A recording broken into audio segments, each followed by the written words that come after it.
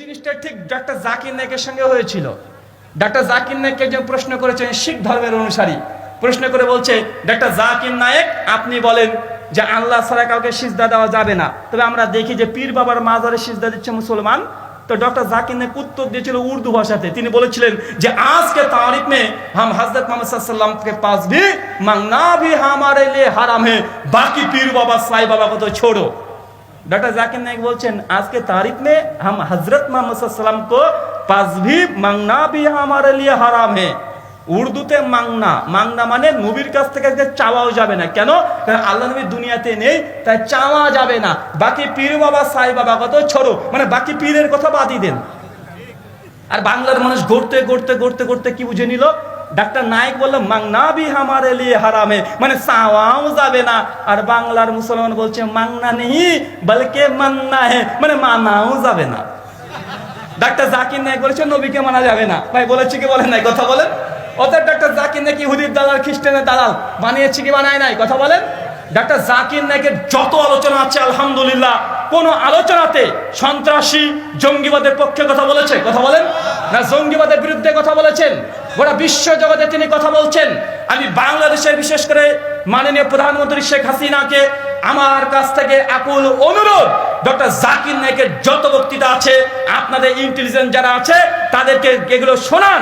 শোনার পরে যদি কোনো ভুল কিছু থাকে অবশ্যই পিস টিভি যেমন বন্ধ আছে বন্ধ থাক, আর যদি খারাপ কিছু না থাকে, সন্ত্রাসীকে উস্কে দেওয়া না থাকে, পিস টিভি বাংলাদেশে অচিরেই খুলে দেওয়ার জন্য আমাদের আকুল অনুরোধ থাকলো।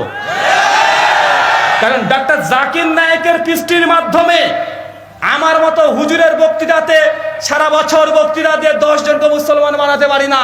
ডক্টর জাকির নায়েকের এক বক্তৃতাতে 100 জন 200 জন করে মুসলমান হয় কি হয় না? ডক্টর জাকির নায়েকের ফ্যান ফলোয়ার যত আছে গোটা বিশ্ব জগতে, মুসলমানরাও আছে, হিন্দুরাও ডক্টর জাকির নায়েকের ফলোয়ার আছে না নাই? ডক্টর জাকির নায়েকের এই পিস টিভি যদি উন্মুক্ত করে দেওয়া হয়, বাংলাদেশের ঘরে ঘরে প্রত্যেক ধর্মের অনুসারের মধ্যে শান্তি বিরাজ করে, অশান্তি বিরাজ করে না। ডক্টর জাকির নায়েক একতার কথা বলে, হিন্দুর সঙ্গে মুসলমানের একতা, মুসলমানের সঙ্গে মুসলমানের একতা, সমস্ত ধর্ম আলোচকদেরকে নিয়ে তিনি পরিষ্কার খোলা মঞ্চে তিনি আয়োজন করেন, আলোচনা করেন। দেখেন নাই রবিশঙ্কর তার মতো বিখ্যাত ব্যক্তি পুরো ভারতবর্ষে যার ফলোয়ার সবচেয়ে বেশি, তার সঙ্গে ডক্টর জাকির নায়েক আলোচনা করলেন কত মিষ্টি ভাষাতে, ঢাই অক্ষর প্রেমকে পরেশ পণ্ডিত হো। রবিশঙ্কর বলছিলেন না কত মিষ্টি করে, আপনি পৃথিবীর বিভিন্ন ধর্মগ্রন্থ পড়ে তর্ক আর বিতর্ক করতে পারেন। ভাই ডক্টর জাকির নায়েক বিতর্ক করেছে, মারামারি হয়েছে না মিষ্টি ভাষায়? কথা বলেন, মিষ্টি ভাষায়। কিন্তু আজকে পিস টিভি বন্ধ হয়ে গেছে, এটা খুব দুঃখজনক। তাই আমাদের অনুরোধ যে পিস টিভির ডক্টর জাকির নায়েকের বক্তৃতাগুলো নতুন করে আবারও ইন্টেলিজেন্টের দ্বারা এগুলো শোনানো হোক। যদি কোনো সমাজ বিরোধী কথা থাকে, রাষ্ট্রবিরোধী কথা থাকে, সন্ত্রাসকে উস্কিয়ে দেওয়ার মতো কোনো কথা যদি পিস টিভি থেকে হয়ে থাকে, তাহলে সেই বক্তাগুলোকে বাদ দিয়ে দেন, অথবা সেই কথাগুলোকে বাদ দিয়ে পিস টিভি আবার আমার জানতার মাঝে আবারও সম্প্রচার হয়, এমন ব্যবস্থা করার অনুরোধ আমাদের তরফ থেকে থাকলো। সকলে পরে আমি আগে ভবিষ্যৎবাণী করে গেছেন, কি বলেছেন?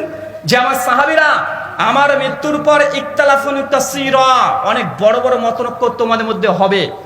আল্লাহ নবী কি বলেছেন? যে আমার মৃত্যুর পরে ইখতিলাফুন কাসীরা, অনেক বড় বড় মতনৈক্য হবে।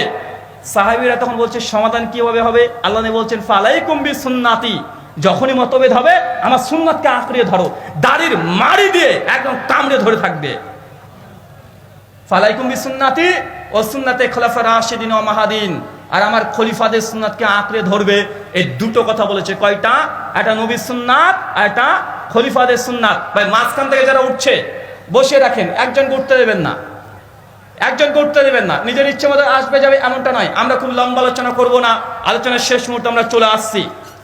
তো আল্লাহ নবী ভবিষ্যৎবাণী করে দিয়েছে। দেখেন নবীর মৃত্যুর পর কি হবে? মতভেদ হবে। হাদিস আছে না নাই? আছে। মৃত্যুর পর হয়েছে? জি হয়েছে।